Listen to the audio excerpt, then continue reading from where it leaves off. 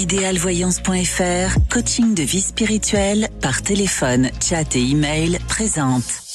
Sud Radio, à votre écoute, 16h-17h, Alexandre Delovan.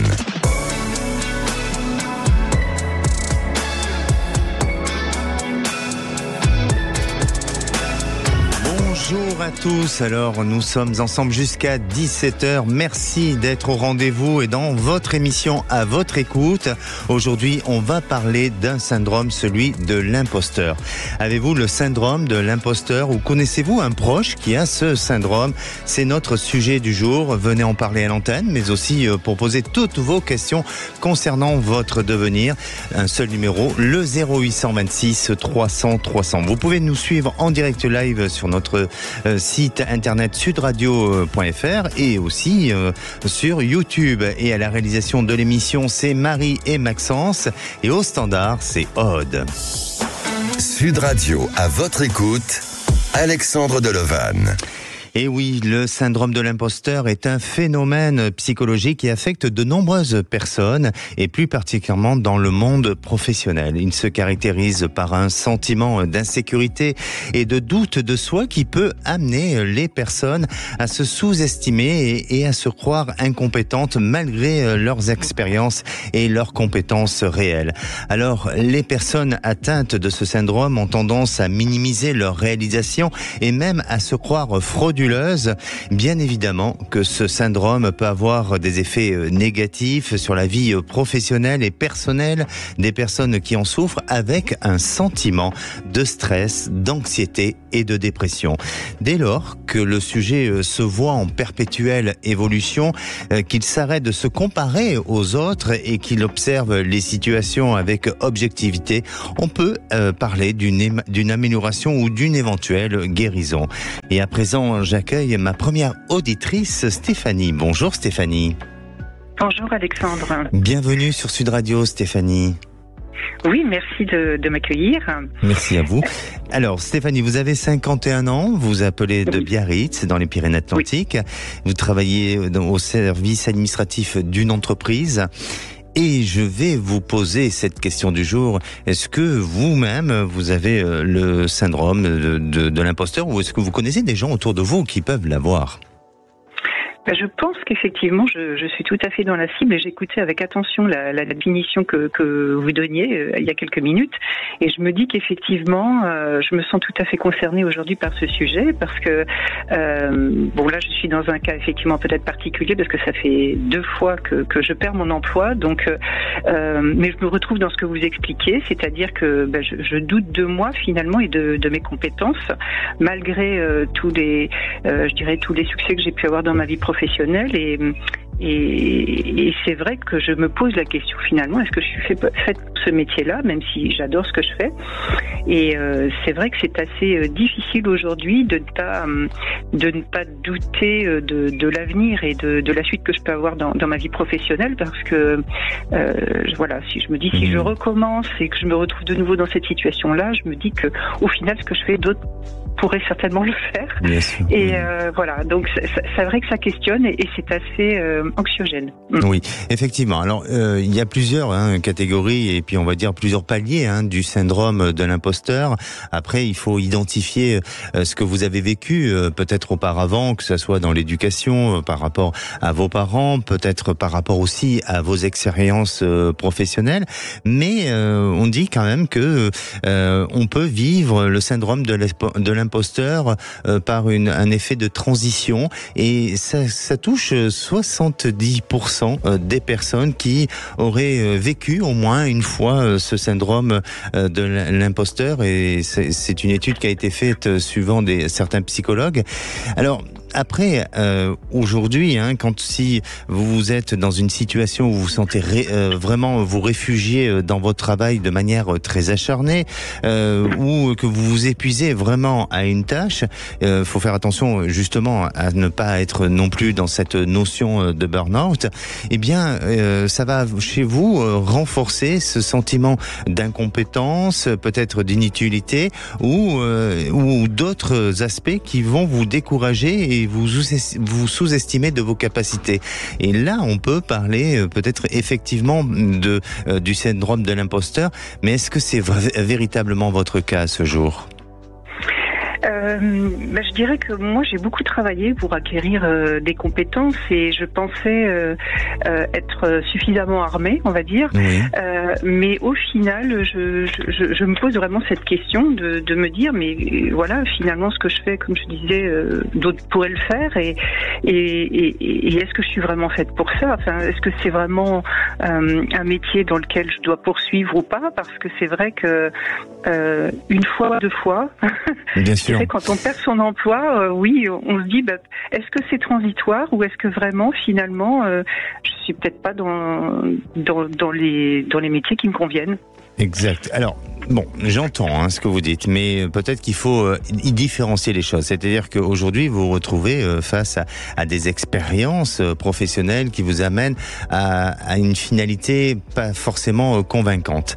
Mais la question est de se dire, est-ce que ce que vous faites vous paraît utile pour l'entreprise, pour les autres, pour ce que vous apportez, ou est-ce que tout simplement vous avez vraiment, vous, ce sentiment d'inutilité et vous vous sentez pas épanoui dans la tâche et dans la fonction que vous avez aujourd'hui. Et ça, c'est ce qui va peut-être différencier justement du syndrome de l'imposteur.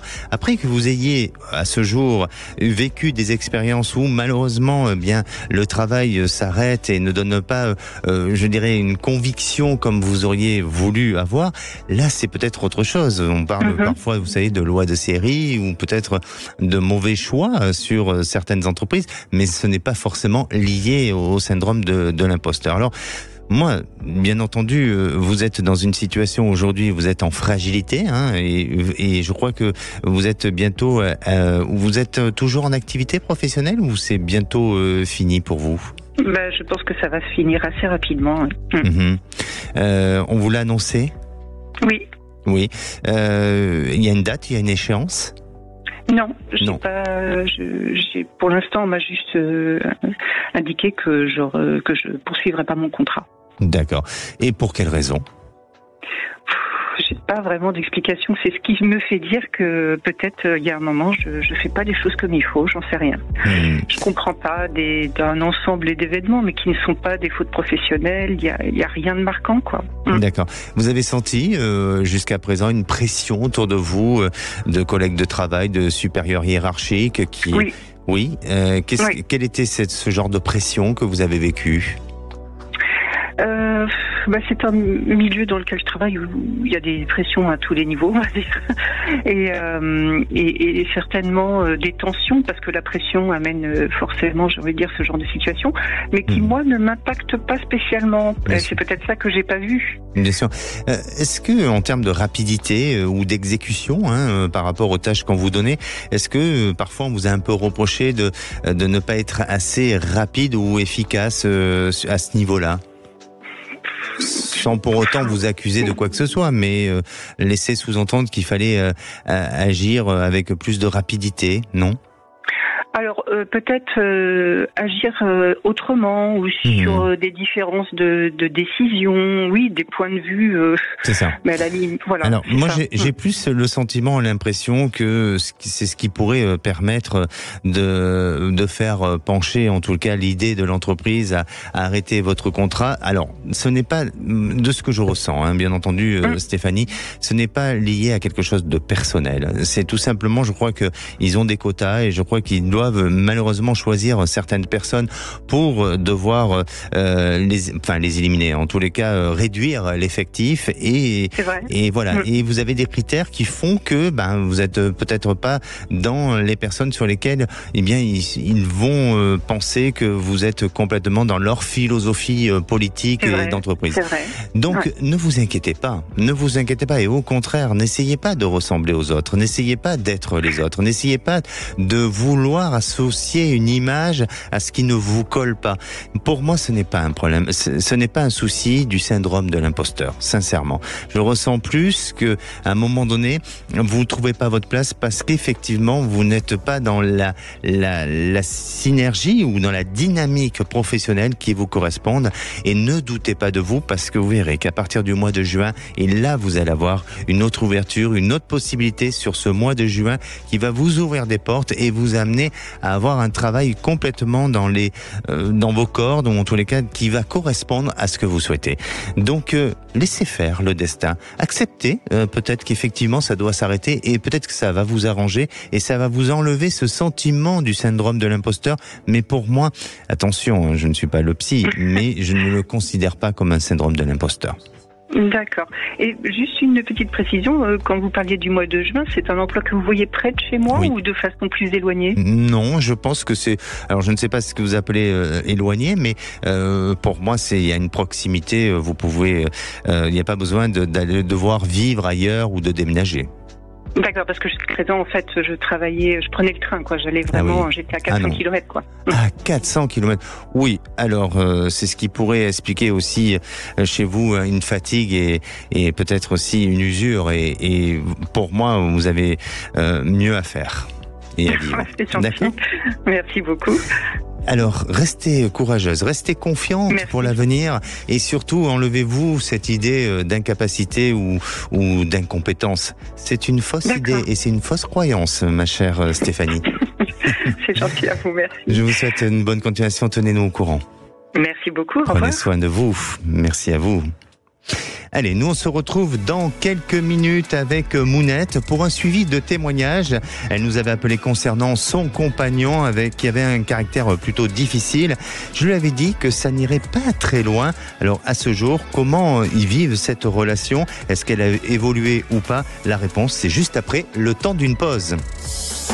Sud Radio, à votre écoute, Alexandre Delevanne.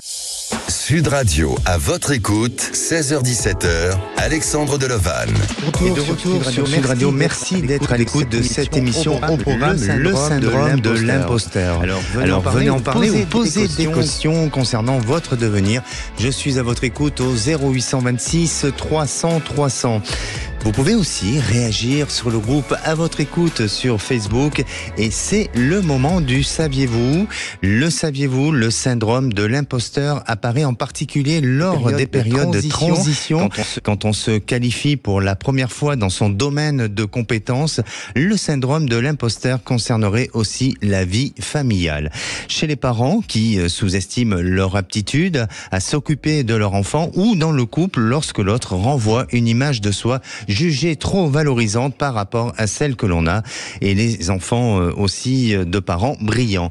Chez les étudiants, les universitaires et les créatifs qui doivent souvent se comparer avec des personnes jugées talentueuses et ceux qui ont de brillantes carrières ou qui réussissent très jeunes, eh bien eux aussi ont ce syndrome de l'imposteur. Les aînés de fratrie poussés à réussir par leurs parents et ceux qui parviennent à leur but par des chemins de traverse, mais aussi les minorités sociales ou les groupes sociaux victimes de discrimination ont aussi ou peuvent avoir ce syndrome, ou encore les auto-entrepreneurs ou les travailleurs indépendants dans les relations professionnelles qui ne donnent pas toujours la possibilité de s'apprécier à leur juste valeur.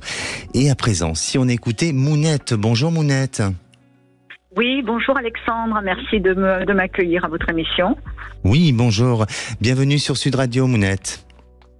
Merci. Merci à vous. Alors, Mounette, vous avez quel âge ? 69 ans. Vous avez 69 ans et vous habitez dans un petit village à côté de Carcassonne. C'est ça. Et vous nous avez déjà appelé, Mounette. Oui. Oui, parce que j'étais vraiment dans le flou le plus total. D'accord. Et c'était à quelle période que vous nous avez appelé ? Je pense qu'il y a à peu près un mois. C'était un mois. D'accord. Alors, Mounette, vous êtes dans une relation dite compliquée avec un homme depuis combien de temps ? 25 ans. C'est 25 ans, c'est pas rien ?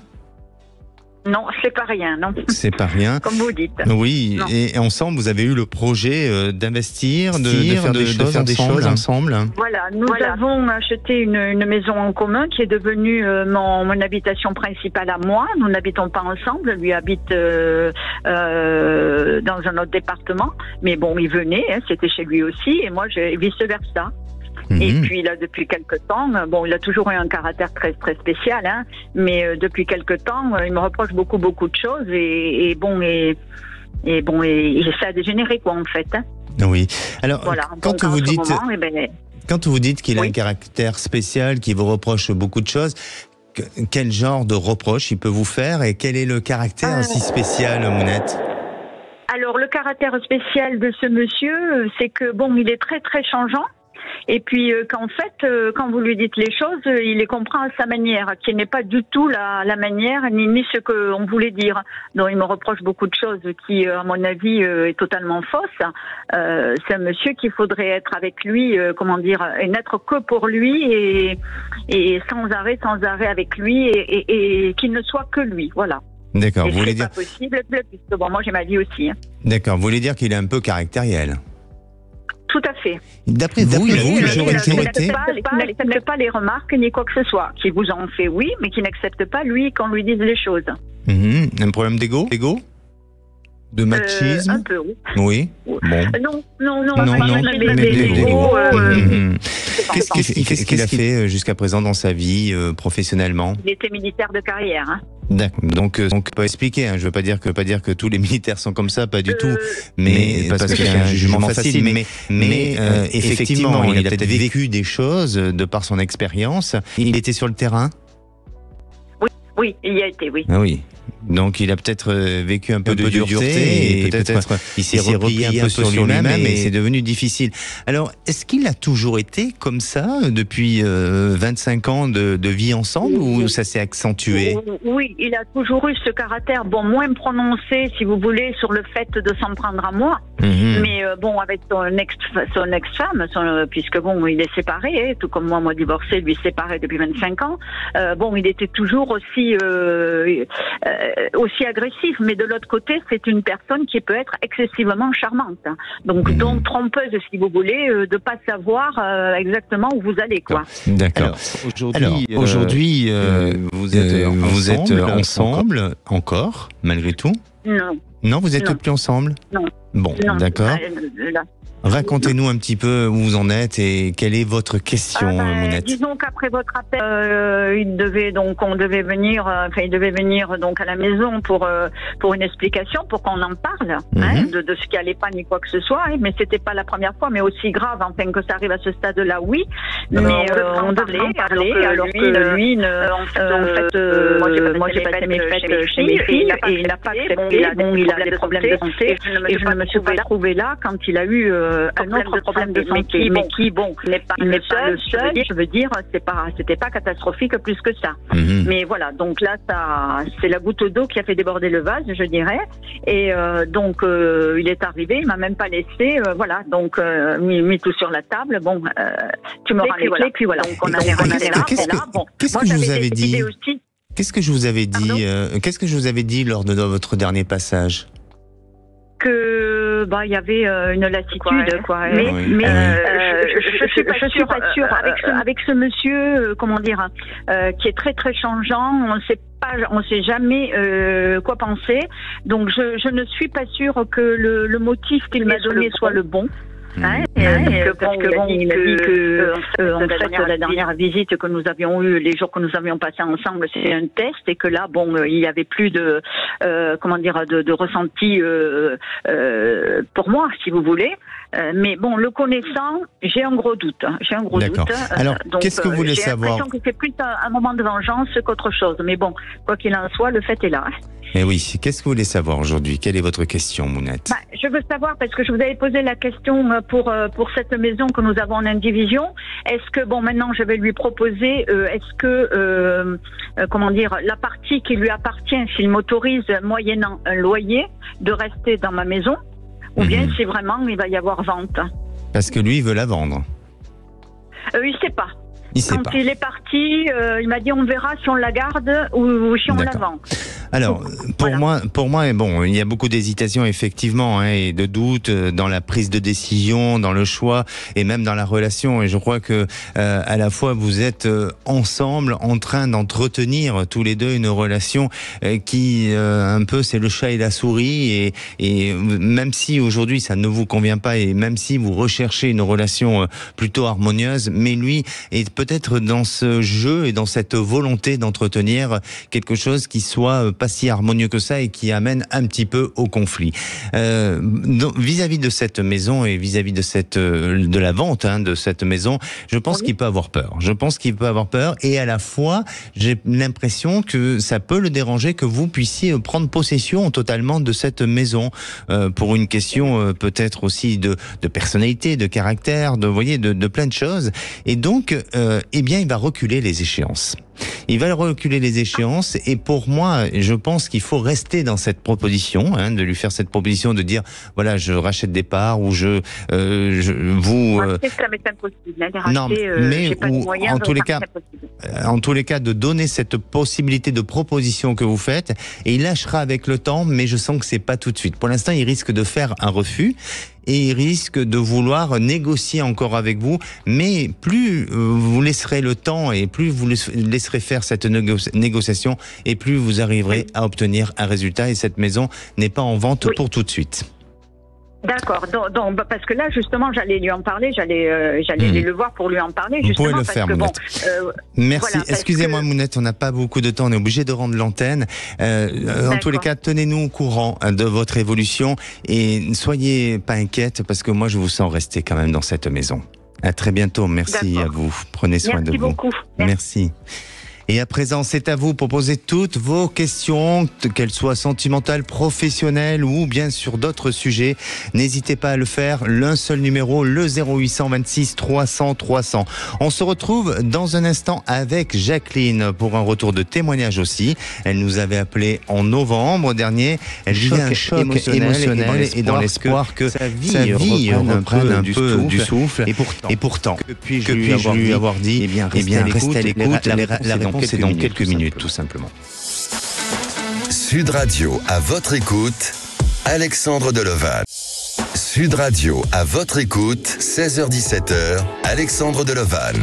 Et de retour sur Sud Radio, il est bientôt 16h30. Bienvenue à tous ceux qui nous rejoignent pour cette deuxième partie avec cette question du jour. Avez-vous connu ou avez-vous le syndrome de l'imposteur? Alors si oui, n'hésitez pas à venir en parler au 0826 300 300. Notre chère Aude aujourd'hui est là pour vous, pour répondre à tous vos appels. Et vous pouvez aussi nous suivre en direct depuis notre site sudradio.fr, bien entendu sur le live de YouTube, et puis reprendre aussi ou revoir toutes les émissions sur Dailymotion, mais aussi, surtout, télécharger notre application pour nous permettre de continuer à progresser dans cette audience que nous avons depuis quelques mois. Et si à présent vous voulez témoigner ou réagir dans l'émission de demain, cultiver la joie, et bien sûr que avec une période comme nous vivons aujourd'hui, on a besoin justement de cette joie. Alors venez en parler à l'antenne. Aude au standard vous répond 0826 6 300 300. Et avant de retrouver Jacqueline, je reviens sur notre sujet du jour, le syndrome de l'imposteur. Vous savez que son origine a été développée en 1978 par deux psychologues américaines. La première, Pauline Rose Clance, et Suzanne Imes. Ces dernières le définissent comme la sensation désagréable de douter en permanence de ses capacités, de ne pas se sentir légitime dans son statut et de ne pas réussir à s'approprier son ou ses succès. Pauline Rose Clance a d'ailleurs mis en place un test appelé l'échelle de Clance pour savoir si une personne souffre du syndrome de l'imposteur et à quel niveau ou à quel point elle peut en souffrir. Et à présent, j'accueille Jacqueline. Bonjour Jacqueline.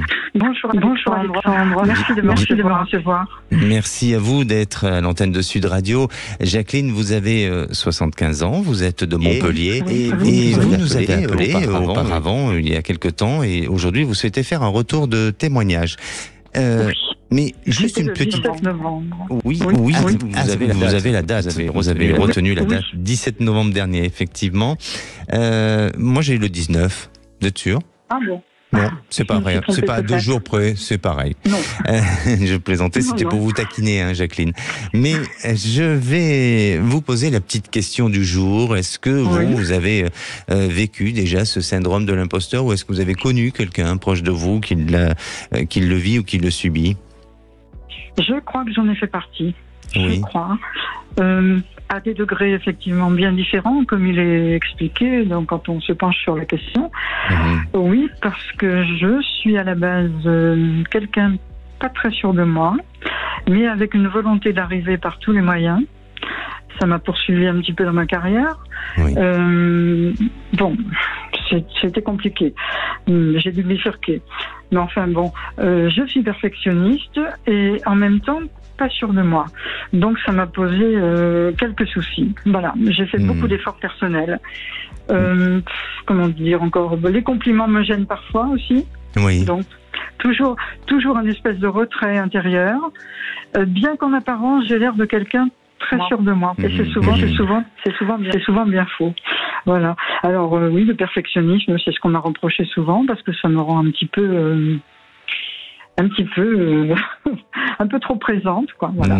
Et ce syndrome-là, vous le mettrez sur le compte lié à l'éducation parentale, à vos expériences de vie professionnelles ou personnelles, ou autre chose? L'éducation principalement. Oui.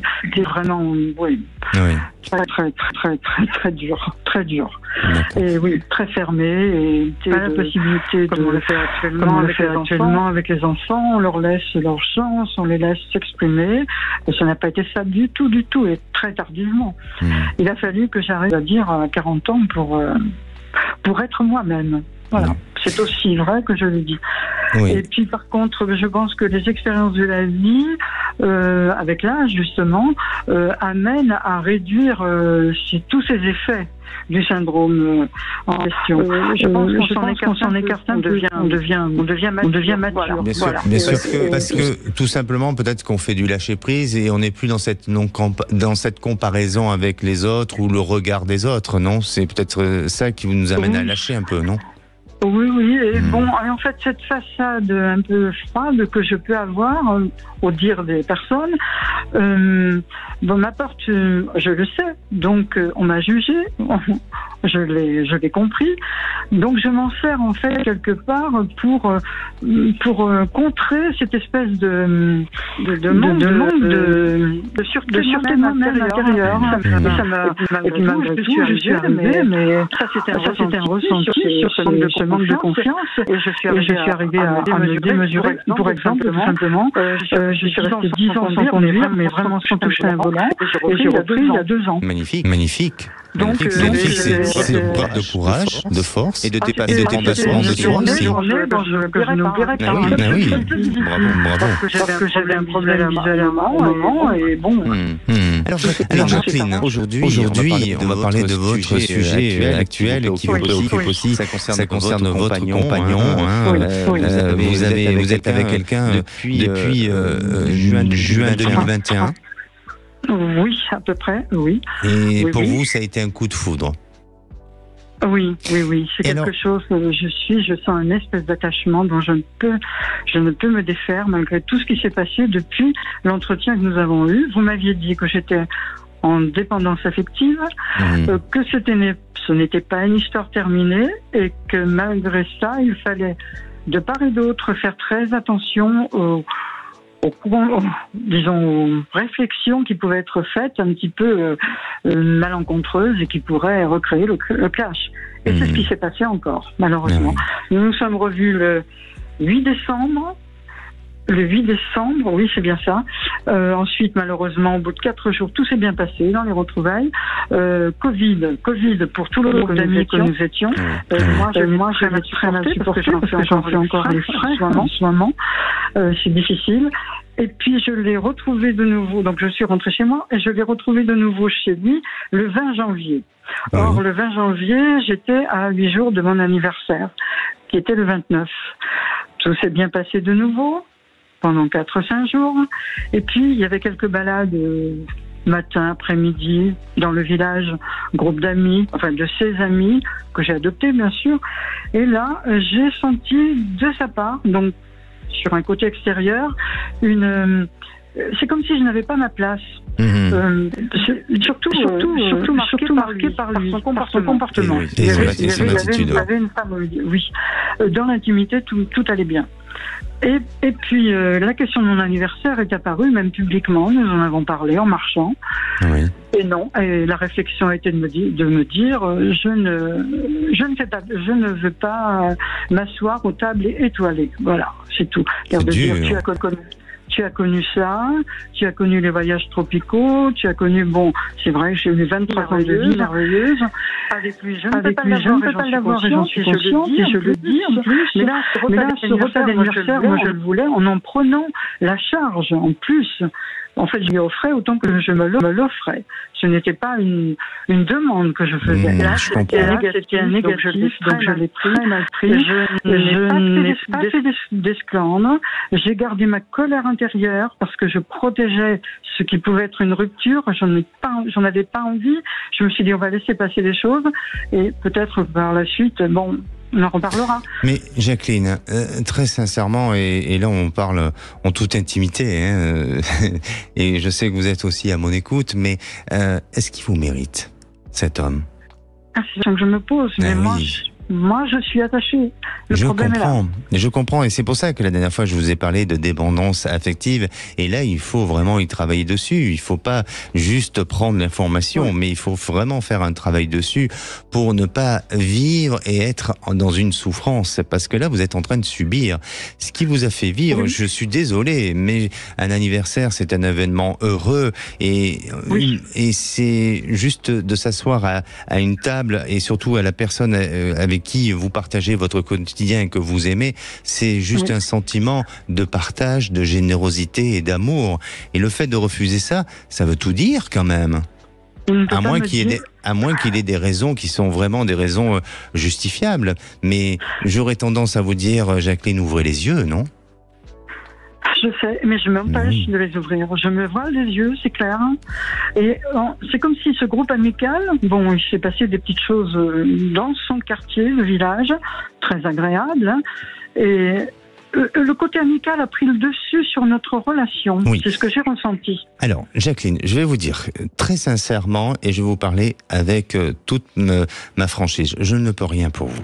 Je ne peux rien pour vous dans le sens où ce que je vais vous dire n'aura pas de sens ou n'apportera pas une efficacité dans le fait que vous ne souhaitez pas ouvrir les yeux sur une situation.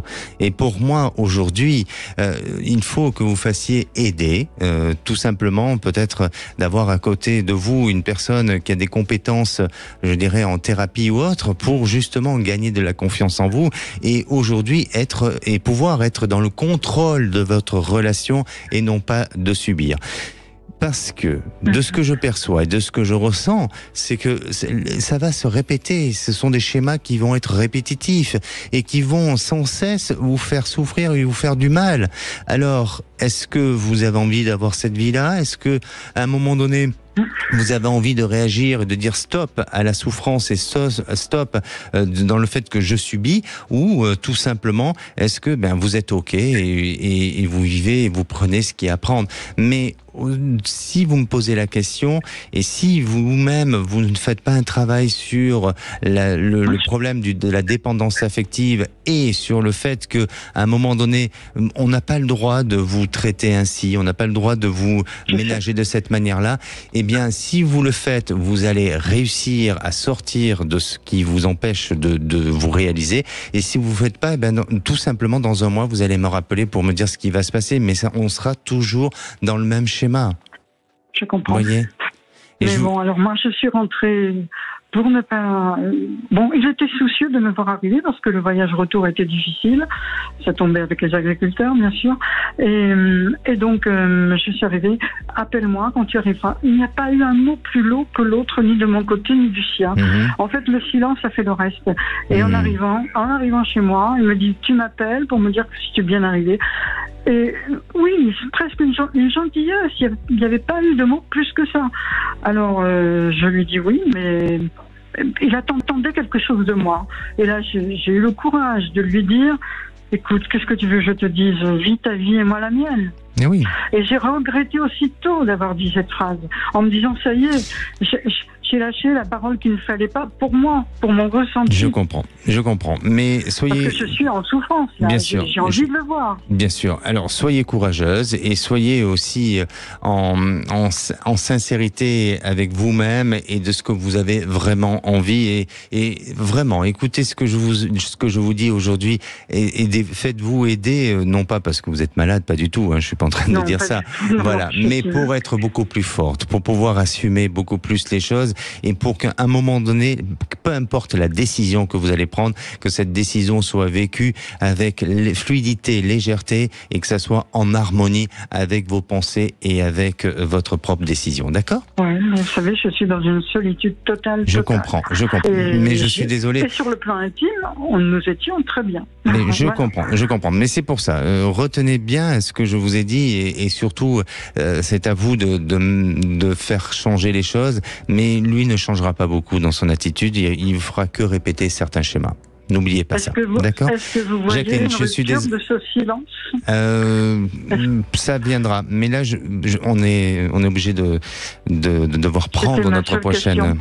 Oui, ça viendra, ça va venir et de sa part ou de la mienne? Ça sera de la vôtre, ça sera pas pour tout de suite, mais ça sera de la vôtre. Oui, exactement.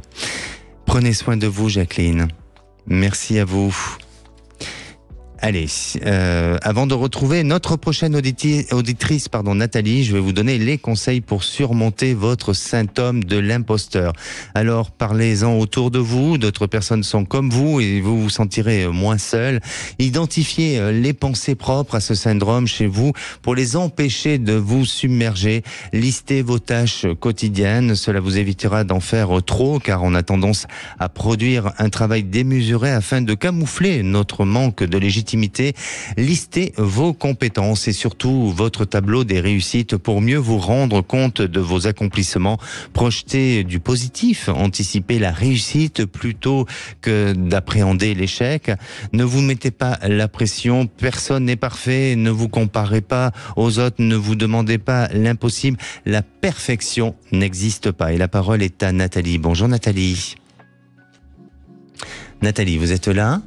Je n'ai pas Nathalie. Oui, je suis là. Allô, voilà. Bonjour. Vous m'entendez? Oui, je vous entends très très bien. Bienvenue sur Sud Radio, Nathalie. Merci de m'accueillir. Avec grand plaisir. Avec grand plaisir.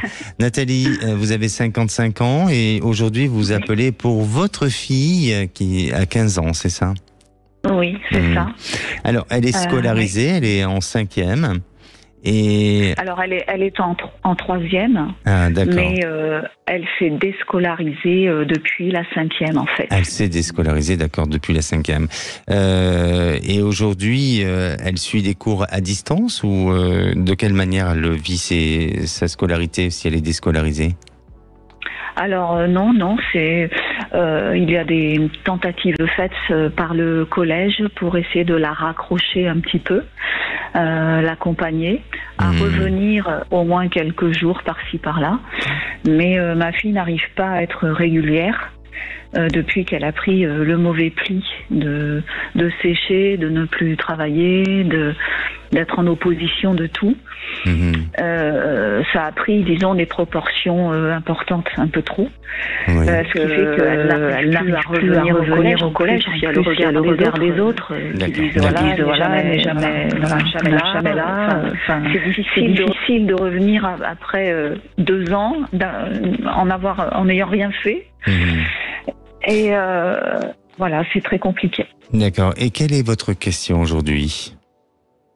Je voulais savoir un petit peu quel était votre ressenti par rapport à la suite. Oui. Ouais, parce que je suis dans l'inquiétude. Je comprends et je pense qu'aujourd'hui, elle alimente justement ce mal-être et attention que vous ne soyez pas un peu piégée par...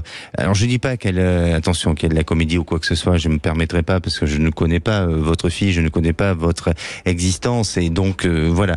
Mais je crois qu'il y a des influences extérieures qui ne l'aident pas justement à évoluer. Et la problématique, c'est l'encadrement. Et votre fille aurait besoin de se retrouver dans un autre encadrement, peut-être...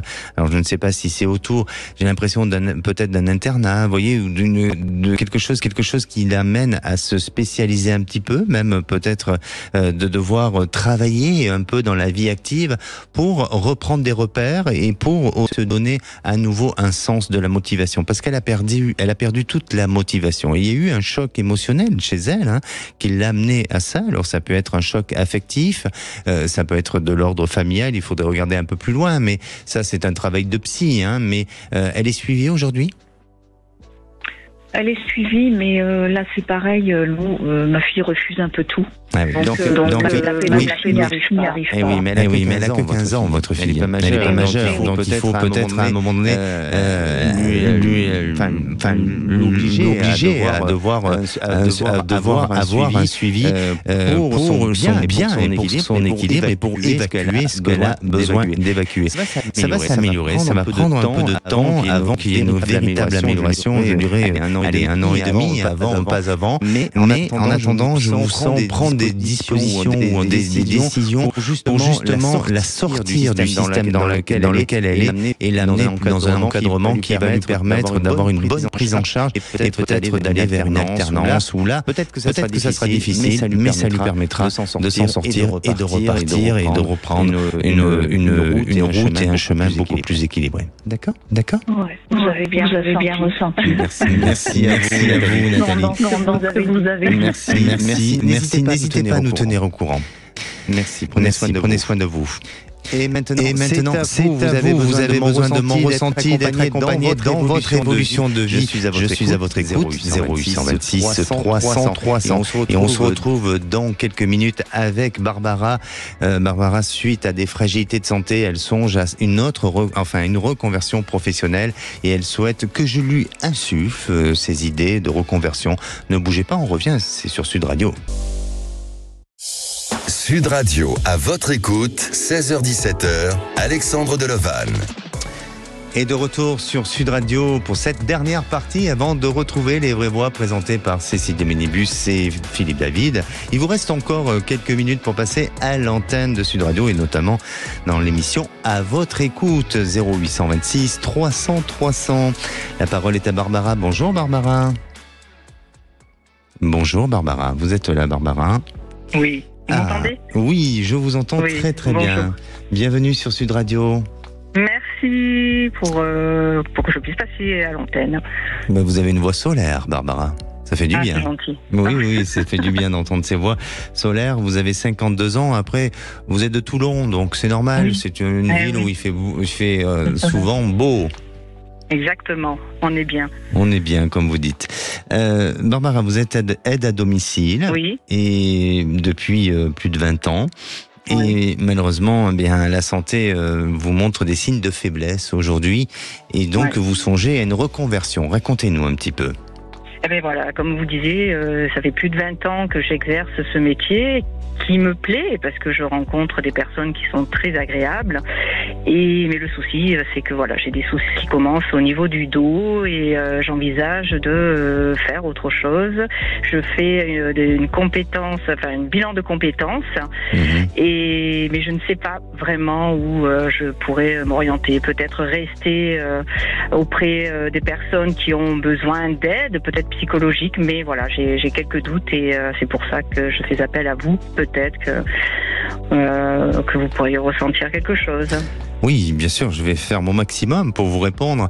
Barbara, c'est très étrange, mais je sens qu'il y a beaucoup de ressources en vous, il y a beaucoup de possibilités, il y a beaucoup de potentiel que vous n'avez pas exploité.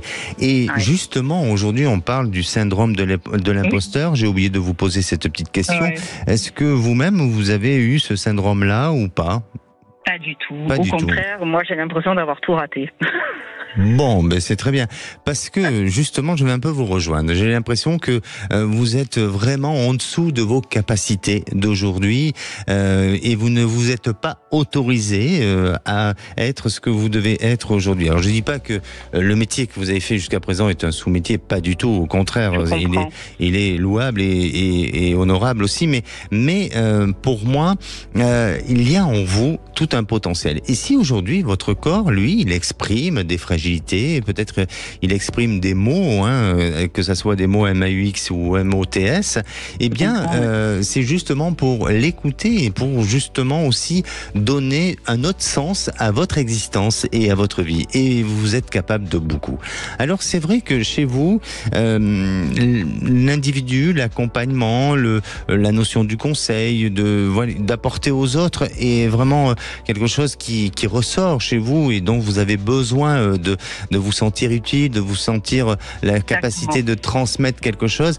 Mais aujourd'hui, il y a ce besoin on dirait de matériel. Et quand je parle de matériel, c'est non pas pour que vous puissiez devenir un peu vénal ou matérialiste, pas du tout, mais un besoin de se dire, je dois me préserver et je dois aussi avoir une récompense sur la vie, donc de mieux gagner ma vie. Et pour moi, vous allez aller vers des activités qui semblent un peu plus commerciales.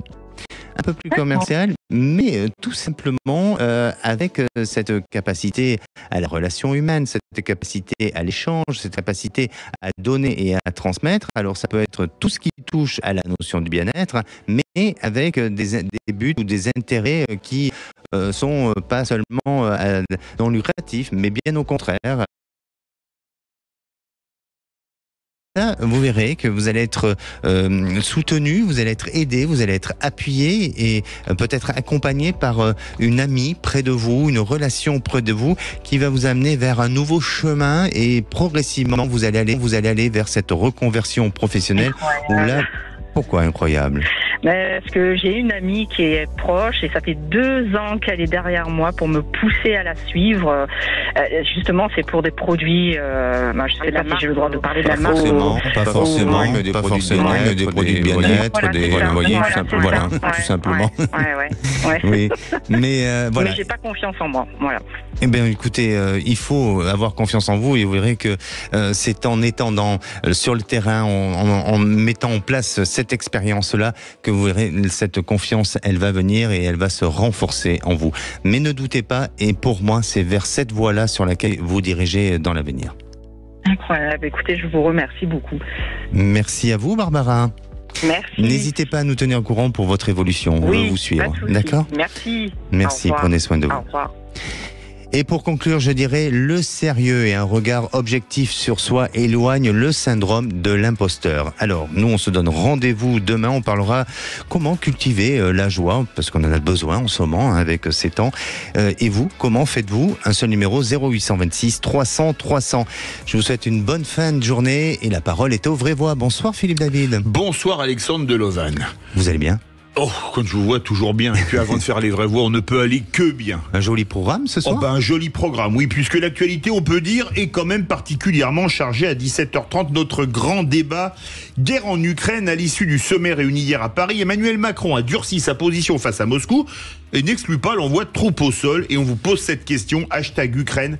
Macron a-t-il raison d'user de la menace d'envoi de troupes ? Vous pensez qu'il a raison ? Vous pensez qu'il a tort ? Ça fait pas l'unanimité dans la classe politique française, c'est le moins qu'on puisse dire. Et même le chancelier allemand Olaf Scholz a opposé une fin de non-recevoir. Appelez-nous au 0826 300 300 pour donner votre avis. Notre expert sera le général Dominique Trinquant, ancien chef de la mission militaire française auprès de l'ONU et auteur du livre Ceux qui nous attendent, publié aux éditions Robert Laffont. À 18h35, le coup de projecteur. À bientôt 100 jours des élections européennes qui auront lieu le 9 juin prochain, une majorité franchement à droite, très conservatrice, émargerait au Parlement européen. Et on vous pose cette question européenne, va-t-on vers un grand basculement à droite ? Vous pensez que oui, puisqu'il n'y a pas qu'en France, où le RN est très largement, où la droite populiste ou droite extrême ou extrême droite, comme vous voulez, est en tête. Est-ce que on va vers un grand basculement ? Venez nous donner votre avis au 0826 300 300. Notre expert du jour sera Jean-Yves Camus, politologue spécialiste de l'extrême droite. Nos 3 éditorialistes du jour, Philippe Billiger, Françoise Degois et Jean Garrigue. Bonne émission. Sud Radio, à votre écoute, 16h-17h, Alexandre Delovan. Avec idéalvoyance.fr, coaching de vie spirituelle par téléphone, chat et email.